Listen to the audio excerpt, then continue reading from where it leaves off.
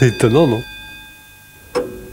Nous allons maintenant écouter la voix implacable de la nation française qui va requérir contre le prévenu Alain Souchon, le procureur général de la République des Proches françaises.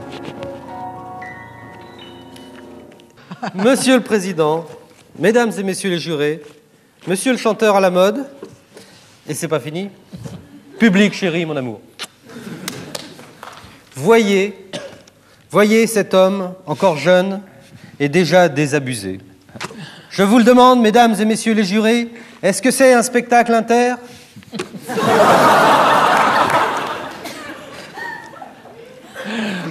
Là, je cite, « Je m'imagine à 46 ans, détérioré par l'âge et le whisky, bredouillant, agrippé au rideau. » Ainsi parlait Alain Souchon, interviewé il y a 2 mois par le journal Elle. Prenez n'importe quel chanteur vedette, normal. Laurent Voulzy, par exemple. Confrontez-le à une journaliste de Elle. Que fait le chanteur quand la journaliste arrive chez lui? Il la dispose sur la moquette, il dit même pas bonjour, il y fait tagada vite fait, puis il lui offre une coupe de champagne qu'elle sirote en dissertant gaiement sur les progrès du féminisme dans les milieux journalistiques féminins, merde quoi, etc. Souchon, non. On lui envoie une rédactrice belle et intelligente avec des bas noirs, c'est les plus intelligentes, c'est meilleur.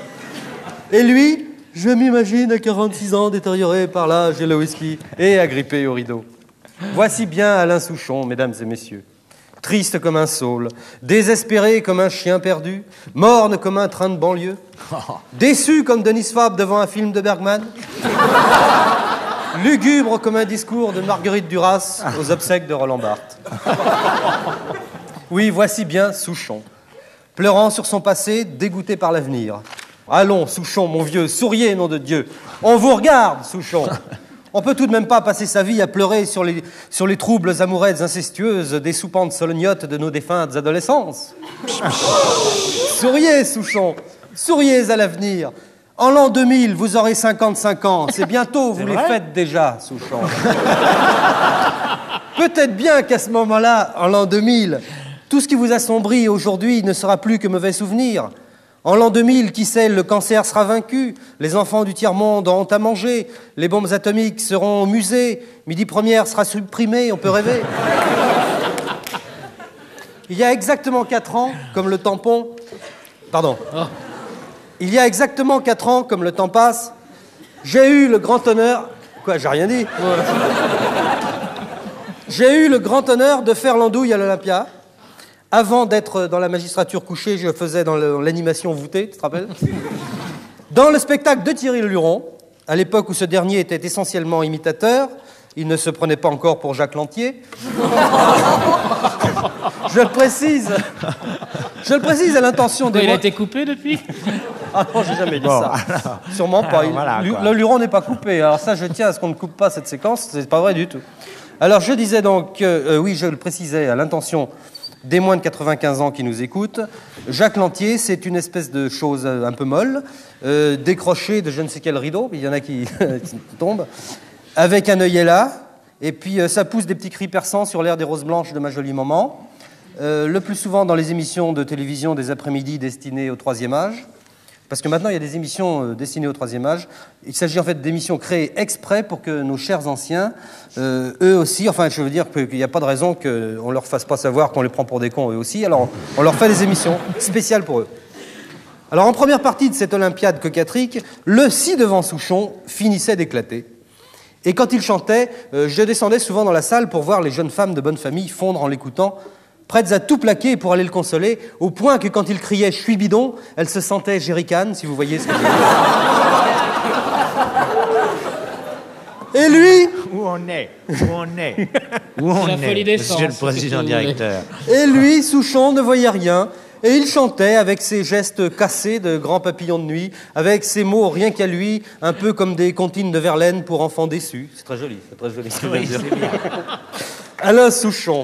Alain Souchon, je vous accuse d'incitation morbide à la morosité générale, de passéisme outrancier tendance Loir-et-Cher, et d'incitation au suicide de vos contemporains par le biais de l'utilisation lyrique du désespoir ambiant, surtout le soir après 22h. Messieurs les locataires sont priés de respecter les repos de leurs voisins et de bien vouloir baisser le volume de leur récepteur, Toute infraction sera passible d'une amende de 120 à 250 francs, la récidive pouvant entraîner le retrait du permis de télévision. Duralex, Sedlex, d'autant que le respect se perd dans les usines de mon grand-père. Que vous entraîniez les gens au suicide, Alain Souchon, ce n'est pas très grave. Mais au moins, n'y poussez pas n'importe qui, parce que là aussi, mesdames et messieurs les jurés, il y a injustice. Comment se fait-il qu'il y ait une ségrégation aussi terrible en matière de suicide? Monterland s'est suicidé, Jean-Louis Bory s'est suicidé, Gene Seberg s'est suicidé, Romain Gary s'est suicidé. Alors je pose la question, mesdames et messieurs les jurés, monsieur le Président, pourquoi sont-ce toujours les mêmes qui se suicident? Pourquoi Villeda ou Pinochet ont-ils toujours le moral? Qu'est-ce qui fait rigoler Brejnev ou Denise Fabre? C'est vrai quand même. Et l'autre, elle en a pas marre de faire midi première. Et pourquoi? Tu veux la place ou quoi? Et pourquoi les grands chefs militaires de chaque pays du monde n'ont-ils jamais envie d'en finir avec eux-mêmes, même quand ils se regardent dans leur glace grotesque et empanachée avec leurs sardines et leurs pendeloques, la flanelle kaki merdique, la guimpette sur le crâne obtus, un doigt dans le nez et l'autre sur le bouton rouge de nos nuits blanches?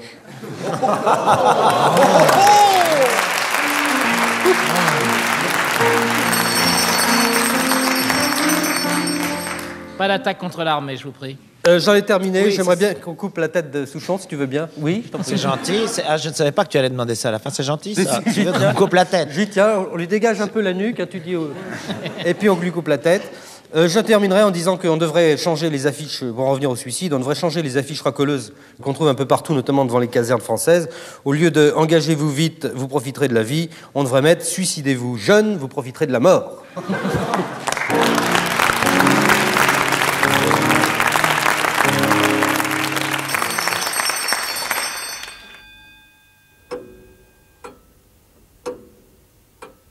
C'est étonnant, non?